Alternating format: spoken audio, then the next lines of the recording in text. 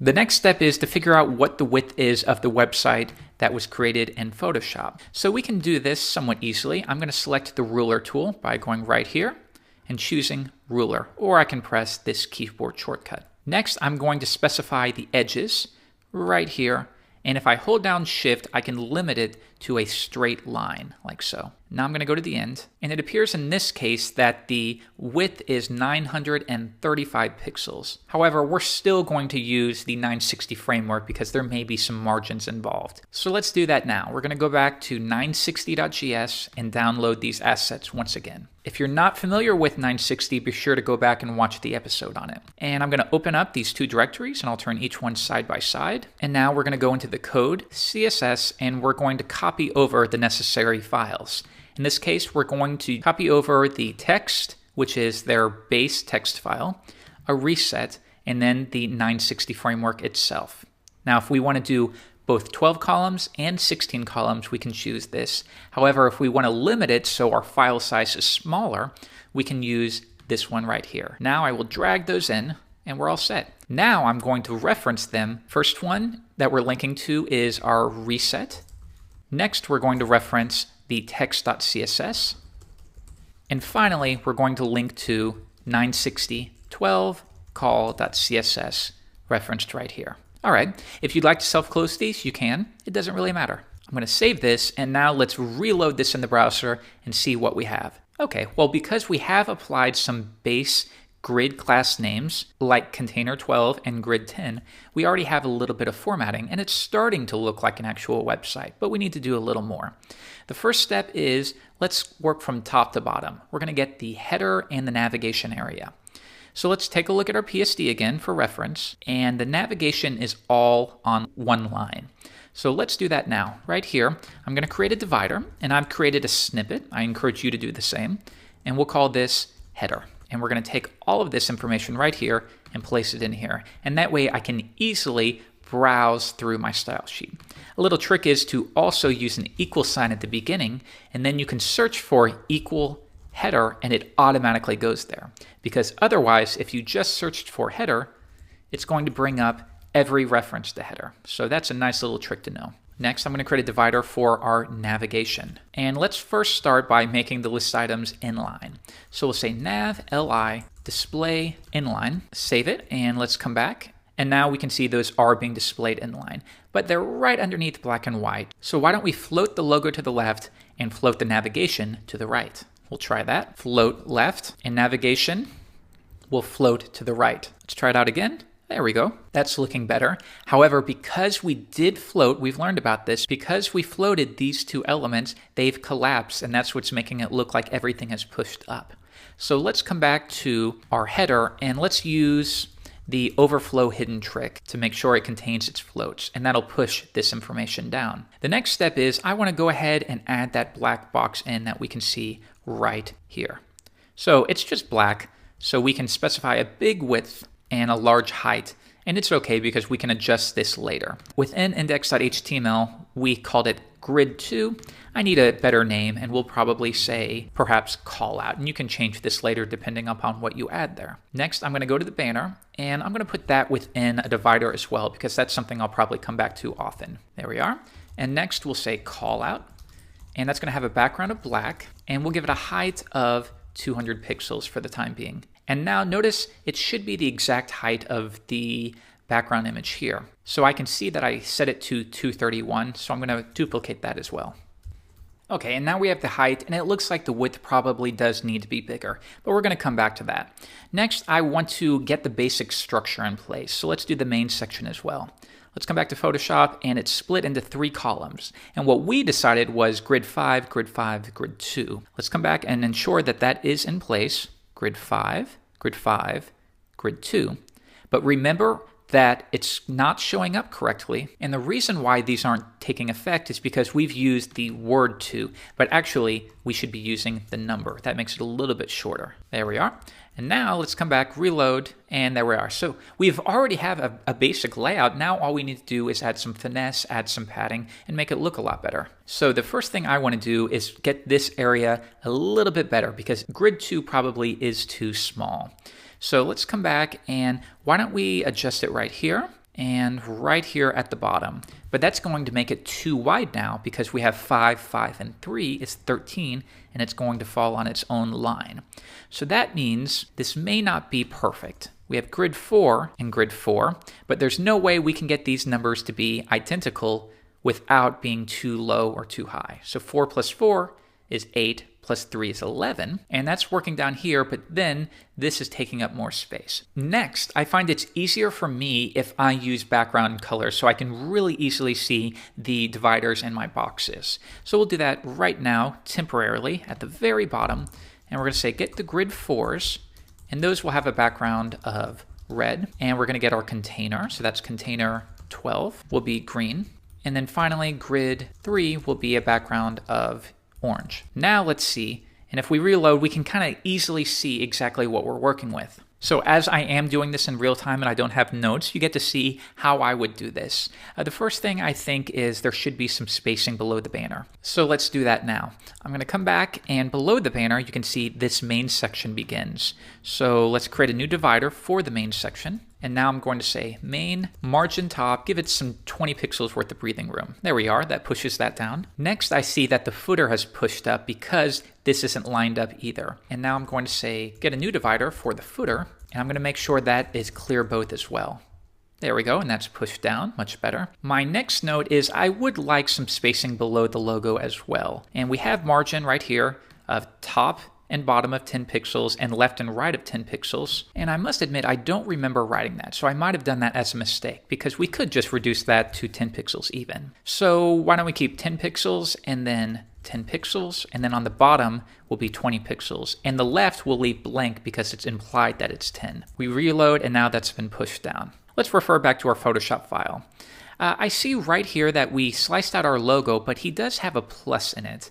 So why don't we try that again? Select it, and now you see it was divided into 2 layers. So why don't we group those together? And if we want, we can merge them. I can press Command E to merge, or Control E, and then do it like we did before. Select, create a new file, save it, turn off the background, save it as a ping24, and we'll overwrite the value of logo. There we are. Reload, and now we have the plus back. Okay, that was easy. The next step is we know that there's a little too much spacing here. And the reason is this design doesn't fit perfectly into a 12-column grid as we've seen here, because if these are both set to 1/3, which was what would make sense, it doesn't line up perfectly. So maybe we need a different number of columns. Now, if we come back to the 960 framework, if you'll remember, there are multiple grids that we can use. And if I open this up again, I'll go to Code, CSS, and you see that we have 12 columns, 24 columns, and even 16 columns.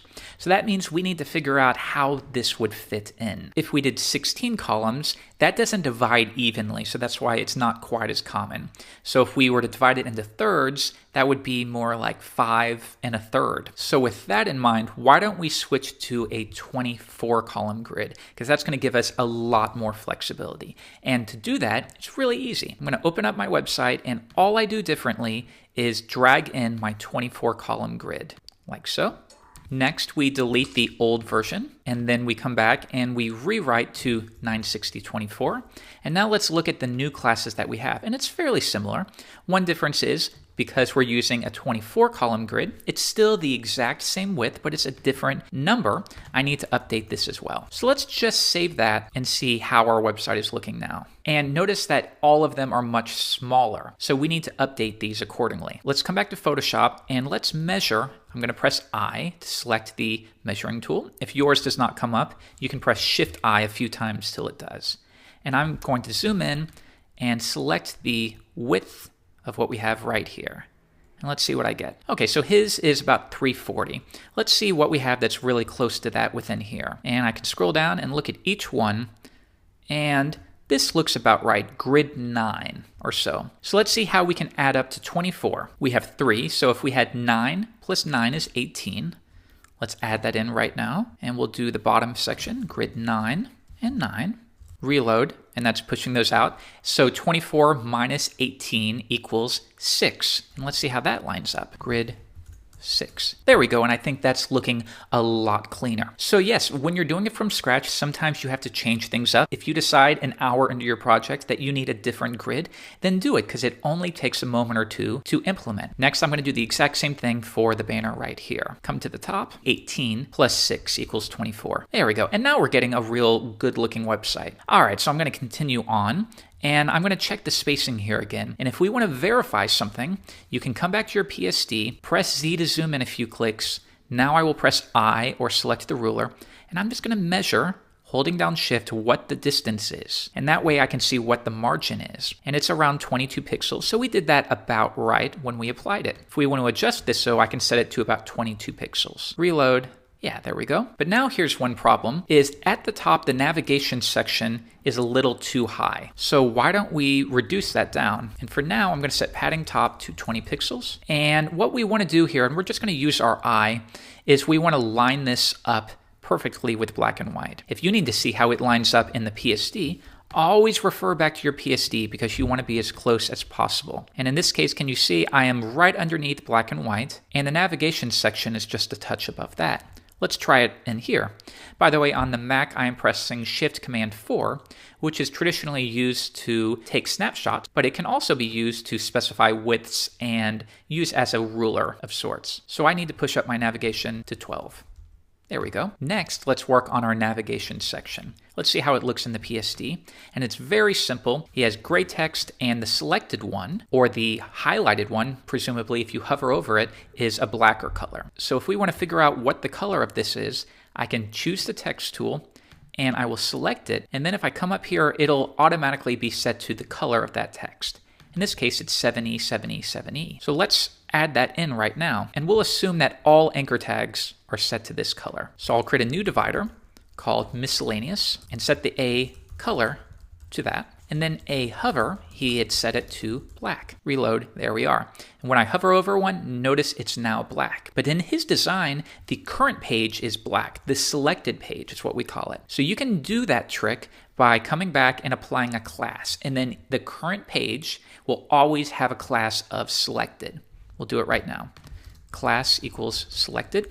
And then we can also apply the hover styling to any class of selected. Reload, and now that's received it, but when we hover over something, it does as well. Let's come back though, and notice that there is no underline, so let's remove that. Text decoration, none. And of course, I should apply that to the generic anchors, not the hover state. Reload, there we go. Next, remember how I noted that he used lowercase, and I thought that was a stylistic decision. We can make it lowercase with our CSS by doing, not on our general, because it's likely you only want that styling applied to the anchor tags within the navigation, presumably. So why don't I do nav A to limit it to only anchor tags within the navigation. And then I will specify text transform lowercase. And now that's been adjusted, and we did it all within our CSS. Hover over each one, and that's looking fine. Let's check out the padding, and it looks like the spacing I have is a bit more than he has. So we can see what the default is. Inspect element, click on each list item, and you can see the default margin left of 30. If we want to reduce this, I'm going to press the down arrow and get it more towards what he has, which is 22. Or if you want to be more specific, always bring out that ruler tool, zoom in and measure yourself. He's got 24. So we'll keep it at 24 pixels. And we will update our style sheet. So we'll go back, and that's miscellaneous styling. So list item, all list items will have margin left of 24 pixels. If I reload, okay, this is looking a lot better. Let's see about styling the buttons. If we go back to the PSD, his are very simple, but there is some nice styling there. I'm going to press Z to zoom in a few clicks. First thing I can see is it's a blackish background. So I will select right here, and that will bring up an eyedropper tool. And then I can bring it over the text, click, and that will change to the current color. So I will select that, copy it, and now I can use that as the background. But how do we target that anchor tag? We certainly don't want to apply it to all anchor tags. And if we come back, we remember that we applied a class of button. So let's do that as well. All button elements will have a background of this color. Now if I reload, there it is, but there's not enough spacing. So we should use padding for that. Let's see about how much he used. I'm going to get my helpful ruler, select it to the end, and it looks like about 6 pixels worth. 6 pixels. One more time, reload. Okay, that looks pretty good. Now, obviously, the default when you hover over an anchor is black. That doesn't look good. Why don't we make it white in this case? Button, hover, color, white. There we go. That looks good. Now, it looks like he has also set the text a little bit smaller, but we can verify that. And we should do that in general. What is the default font size? I'll select the text tool, select some text, and then I'll come up right here, and now we can see the information. He's got a font of Arial, and the font size he selected is 13 pixels with a line height of 20. Let's add that in right now. We can override the text.css file that was supplied. We can add it to text.css if we want, or if you'd prefer, you can work within your layout and leave that blank. In this case, because we're within style.css most of our time, I don't want to confuse you too much. So we'll do it right here within our general, or you could also have this in a typography section. Font size, 13 pixels, line height is going to be 20 pixels. Notice that we're just going to the Photoshop file, getting the values and transferring them over. That's all we're doing here. Reload, and now it looks a little bit different, but the line height has been increased. Next, what about the default color? That's not hard black, and it has a color of 3535. So let's specify that as well. All paragraph has a color. Now, if you want that to be the default color across the board, you could apply that to the body element, but here we're gonna limit it to just paragraphs. Reload, and now that's been reduced. But what about headings? Is he keeping the same color as well? And once again, I'm going to select this text, choose the color, and it does appear that he's using black as well. If we also look here, we can see that he has a really high line height set up, but we don't want to do that within HTML because if your heading does break onto a new line, that means every single sentence is going to have that huge spacing. So what we should do is add some padding below it instead. And it looks like he's also set the letter spacing reduced as well. So we will come back. Let's specify that H1 tags have letter spacing of -1 pixel, and we're going to set the same thing to H2s. And while we're at it, if we come back, notice that I did use H1 tags here. I think that's probably not the best choice. I'm going to reduce this to H2, and I think that'll be a little bit cleaner. And that's reduced, so we need to figure out what the exact size is and also make the text smaller. In this case, the font size is 26, so I'm going to add that in. H2, font size is 26 pixels. Also, we're going to do text transform lowercase. There we go, that's looking very good. The next thing that I see as I'm working through this, we're eventually going to get to our banner, but at the very top, that header is really close to the top, so I think I would prefer to have a little breathing room. So we can do that right at the top. Container 24, and we'll give it a margin top. Let's start with 10. And we're mostly using our eye, but I think that's cleaner. Just a little more breathing room. Good. And next, let's add the spacing below the headers. Because notice, remember, he had a lot of room and then an underline. And what color is this underline? I'm going to zoom in really close, select the eyedropper tool by pressing I or Shift I a couple times. And if I click it, now this color has been selected, and that's what I know my divider should be set to. So let's try this out because it might take a little bit of tinkering. We'll assume that all H2 tags will receive this styling. If you want to limit it to only within the main section, you could do that as well. Border, bottom, 1 pixel, solid, this color. And what you'll see when we do this is it's right underneath, but we need to stretch that out. So if we were to set padding bottom to 30 pixels, you see that gets pushed down quite a bit. And that's why you need to come to your file and measure exactly what it needs to be. If I select right there, it is around 27. And then after it, there's some more spacing of around 15. So let's adjust this. 27, and the margin will be affected underneath the border, like so. And now if we come back, we can see that that lines up. I might have measured a little too high, so I will reduce that back down to maybe 24 or maybe 20. You can play around with it. I think that looks good though. All right, and next I want to work on this block quote. In the design, he has pretty quotes around it, and the text is much larger, and it's italic, of course. I'll select the text and see he has it set to 15 with a line height of 20. Come back to miscellaneous, block quote, and the font size is 15. The line height is 20 pixels, and we want to make sure that it is italic text. I'll save that and reload, and it appears that this is not taking effect. So let's see why. Inspect element, and we see we do have that on, but the reason it's not taking effect is because the paragraph is overriding the styling of the block quote. So if we want to target that directly, we say block quote and then maybe comma block quote P. And the reason I'm doing this is because that way we get the large font size, even if whoever adds more HTML forgets to use a paragraph tag within. So it's future-proof. Now I'll come back, reload, and there it's taking effect. Next, I would like to add these pretty quotes that you can see right here. So first step is select the color, BF, and then we're going to use CSS pseudo classes because these are stylistic. So we'll say block quote, and maybe only the block quote within the main section, because if you added a blog later, they don't want those quotes with every block quote. And with that in mind, I will take all of this out and bring it into the main section like so. Now I will make a declaration for before. Content will be, for now, a simple double quote. Let's try that out, refresh, and to see that it's working, I'll change it to just lots of letters. And now I'm seeing that it's not coming up, so that means there is a problem, and we get to debug together. I'm going to remove main, and let's see if it's working that way. And it is, so that means there's some problem. Shouldn't this block quote be a child of main? Well, it should. Maybe we made a mistake, and this is why you validate. So we can validate or first see if we can figure it out on our own. Here's our main section. So then we have a grid 9.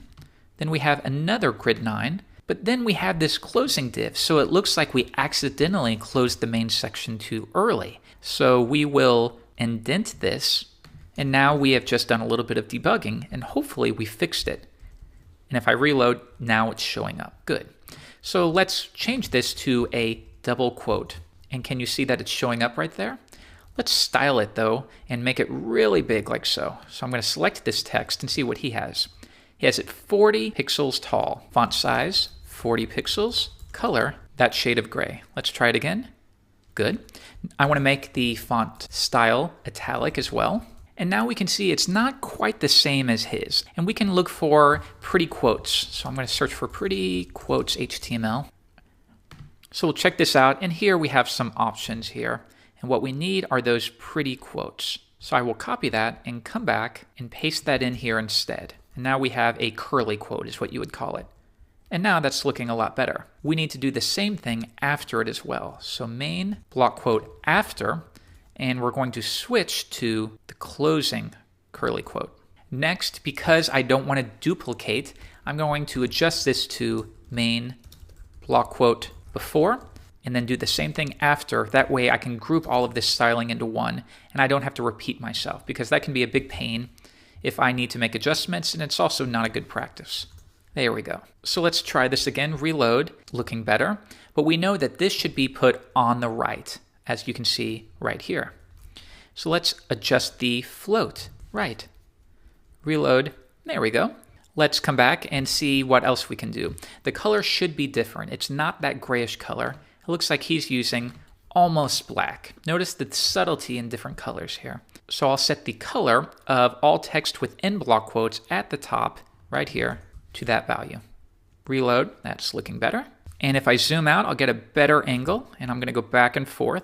It looks like the beginning quote is right before the text. It's not on its own line, and the same thing for the closing quote, but that's not what we have. Now, the reason this is happening is because we're applying this content before the block quote, but not before the paragraph. So that's where you're getting that spacing. So one way we can fix this is to apply this before the first paragraph. If I just do this, what it's going to do is apply this content before every single paragraph. And if you have multiple paragraphs within a block quote, that's going to look really odd. So instead, I'm going to limit this to the first paragraph. And that way, this styling only gets applied. However, in this case, this is the closing. So I'm going to change that to last, and this one to first child. Get the first paragraph within the block quote and add it. And that way, it should look a lot better. Now we're not getting the styling anymore because we have to adjust it here as well, like so. Reload, and now that's looking better. But still, we need some more spacing. So you'll notice little simple things like this. You could use a background if you want, but sometimes you need to spend a little bit of time with them. In this case, I'm going to add some padding left to the text itself. Once again, we're going to limit this only to the block quotes within that main section. And if we do padding left, and let's do a big number so you can see exactly what's happening. That's pushing the text over, but it's also going to put the quote over. But watch what happens if we get the quote right here, and we set the position to absolute, and we push it in the top left portion of that area. What you're seeing is it's disappeared, but it hasn't disappeared. It's gone all the way to the top right here. And you've learned about this in our positioning tutorial. That's happening because we have not specified a positioning context, so it's using the body or the window as its context. We can limit this, though, by always specifying in your block quotes a position of relative. And now can you see, because we specified that, it is now limited to that section, and we are able to add that padding. Good, now we're starting to get it. Let's scroll back down, and I think that padding left is too much. Let's reduce it to 30. There we go. And I also want to push it down just a touch. So right here, rather than top, let's do top 5 pixels. And you might want to play around with it just a touch, maybe 7. Okay, so we have the left section right. The right section should be on the last line. Position absolute, bottom 0, and right 0. Now, I would presume it's not going to change, as you can see right here, and that's because it's already in the bottom right spot. So we just need to push it even lower so I can use a negative number, negative 5 pixels, and that looks a lot better, maybe 7 once again. So what we should do is test this, and test it by adding another quote right here, and if we did everything right, it should still display nicely. Reload, and there you go. You have the beginning quote at the top and the closing quote at the bottom. So it did take some trickery. You could use backgrounds if you want, but I like to use CSS whenever possible. Let's get rid of that, and now we're done with that section. Okay, and we're about ready to get onto this banner. The last thing is I want to make sure everything lines up nicely. And next, we're about to get to styling this banner right up here. But one thing is that you always want to make sure your lines are nice and clean. So we should make sure that the top of these headings, the beginning of the main section, is consistent all the way through. But it's not. Notice how the block quote is just a little taller. And even though that doesn't seem like a big deal, it actually is. So we can adjust this, and what's causing this is either margin or line height. If I hover over it, can you see that the bounding box, there's actually a good bit of spacing above the heading. Now we can see that there is no margin applied. You can go to compute it to double check. No margin applied at all. So that means it's line height. And the line height can add a little bit of spacing. If I were to set that to 1em, which is the default for a heading 2, can you see how it pushed up? And now if we want to double check that we did it right here, that should line up with the top, and can you see it does? So let's fix this. And we're gonna go up to H2 tags and make sure that we specify that the line height should be 1em. And now we've made a subtle change, but that really adds up, I promise you, and everything is lining up nicely. We'll do this side as well. That lines up. Okay, good. So now you have a good working website. We just need to do a little bit more for this lesson. You've stuck around for a really long time, so congratulations. Let's get this banner text done, do a little bit of the footer, and then we're done for today, and you can put up your feet. So let's go back to the Photoshop file, zoom out, and can you see that right now the text is white with a background. So if you ever feel overwhelmed and you think, I don't know the beginning of how to do this, one step at a time. First, we specify the color. So it's telling me right here I don't have that font installed. That's okay. But the color is set to white, and the font size is 28, and he has the letter spacing reduced ever so slightly. So we can do that right now. Let's go back to index.html, and within our banner section at the very top, this is a heading. So why don't we make that an H2? You could also experiment with making these H3 tags. You just want to create the proper hierarchy, and you may need to go back and adjust it later. For now, I'll keep them all at H2s, but then remember, it is going to receive any styling that we've already applied, as you can see right there. So now I'm thinking, why don't we come back and we're going to adjust all H2s. So I'm going to select H2, and on the Mac, I can do a quick search and replace by pressing Control-Command-G. And we're going to change all of those occurrences to H3. And then right up here, I will make just this section an H2. And that way, I'm not receiving that styling. And then I can come back here and adjust things. So now we're only targeting H3s with that text. And now these will stay the same, but this is reduced to whatever is set by default. We'll scroll down a little bit more and see if there's anything else we need to change. And while I'm thinking of it, let's go ahead and get rid of those background colors that we set right here, because we don't need those anymore. We know what we're doing.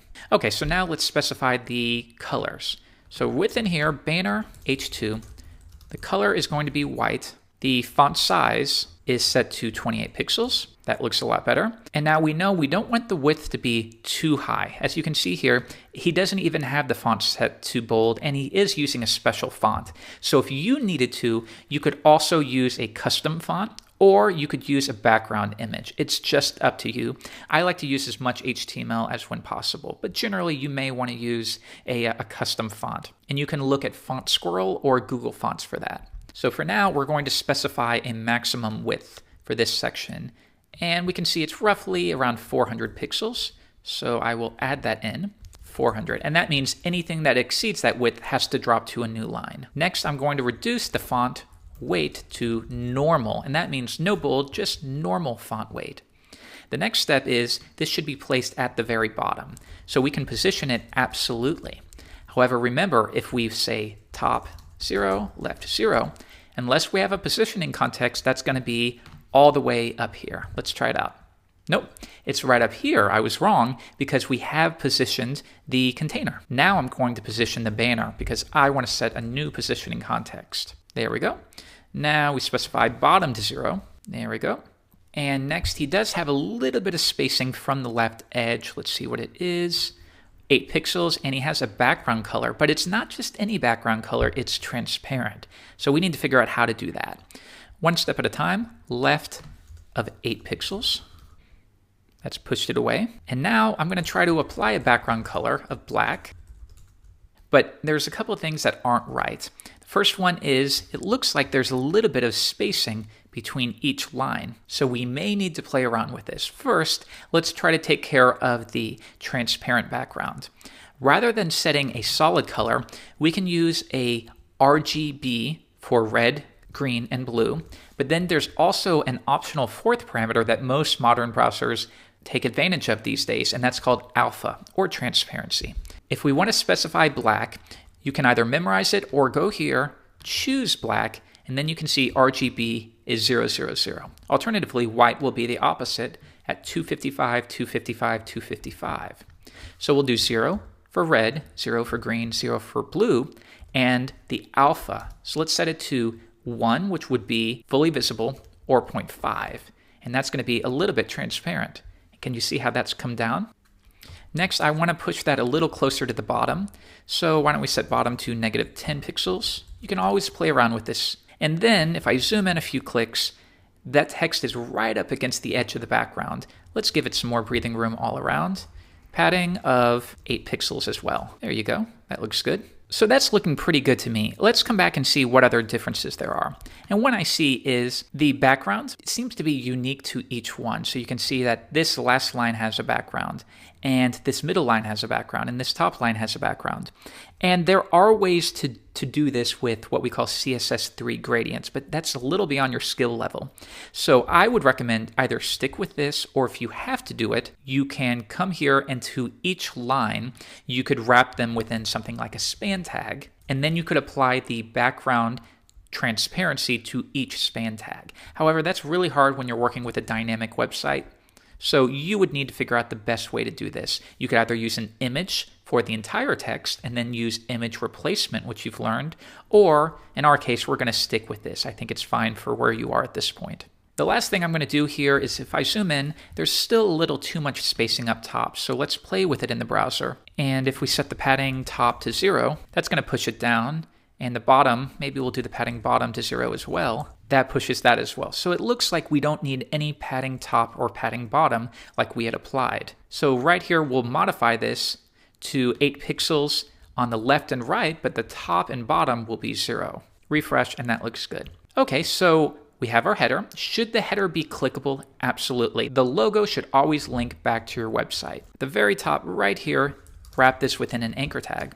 However, one thing you may find if you're using image replacement is that when you use the text indent, it will no longer be clickable. Let's try it. Reload, and now if I hover over it, can you see I'm still not able to click on this? Let's inspect the element and figure out why. And it's because if I load this up, you'll see that the anchor itself, that you would click on has been pushed all the way off the page because we specified that when we did text indent negative 10,000 pixels essentially. So an easy way we can fix this is to apply the background to the anchor tag itself. Let's do that now. Header H1. Now we're going to say header H1A, and now apply this information right here. Bring that out, and also specify the width and height, like so. And we should probably bring the float over as well because that belongs within the anchor. All right, so if we did this right, the heading should now be clickable because the text indent is only being applied to the H1 and not the anchor. And now, if I click here, you can see that is a clickable link and we can confirm it with that pound sign. So that's looking a lot better, but now I see that we've added an issue right here where because we're floating the anchor tag and not the H1 is still a block level element. If I were to apply a background of red, if it contained anything floated, which is right there, so we'll have to do overflow hidden, what you'll see is it will take up that entire spot at the top, as you can see right there. So let's float the heading to the left as well. And what you're going to see is it disappears, and that's because the heading is now floated and the anchor is floated as well. And overflow hidden is actually working against us in this case. So there are situations where overflow hidden isn't enough to make it contain its floats. In this case, if we remove it, it does come back and it appears to work, but then we have that issue that may or may not be an issue that the heading 1 isn't containing that anchor as well. And you can fall into some potential issues in the future, so always make sure everything is contained. So what we want to do is what's called a clear fix technique. And that is where you specify that after the anchor tag, we're going to clear everything, and that'll make it contain its float. So we'll clear, and it's a rather long list. People often copy it, and we'll set it display block.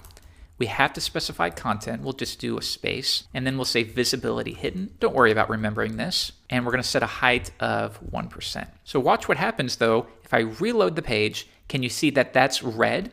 And that's because it is now containing the anchor tag. Now, this is called the clear fix hack, and it's so common that most frameworks include it. If we go down to the 960 at the bottom, you'll see it offers a class called clear fix so that you don't have to retype these stylings every time. Now, to use it, we apply the class wherever you think it's needed. This will be fine on the H1. To finish things off, inspect element, and we get rid of the red color. We don't want that. And we're going to go ahead and get rid of any margins here. So we'll say margin bottom 0, and that pushes everything up. And now we have a clickable link, and it required a little more effort, but only because we are floating, and it's a little bit different in this situation. Most of the time, you'll be able to get away with a simple process of adding an anchor tag. So we'll go here, red, margin bottom 0. So we have a nice layout. Everything seems to be lining up quite well. What you would want to begin doing is tweaking, making sure that everything lines up. For example, it looks like we have an issue right here where there's some extra margin. We would fix that. We'd need to do the footer. We can do that really quick together if you like. The footer has a border, and it's going to be the same border as we had before. So we now specify in our footer, I'm going to search for footer, and it will have a border top of 1 pixel of that color. There we go. But notice that that border is all around. We really just want it on the top, and we do want some spacing between it as well. So I will select the ruler, select how high that is. It is about 18. And now we will overwrite this. So border top and then padding top of 18 pixels. And now you'll see that looks really good. And we're going to keep it like this for this lesson. So this has been the longest lesson of the course. In the next lesson, we're going to add some tweaks, and we're going to add one of those other pages, which will be much easier now that we have all of the styling in place.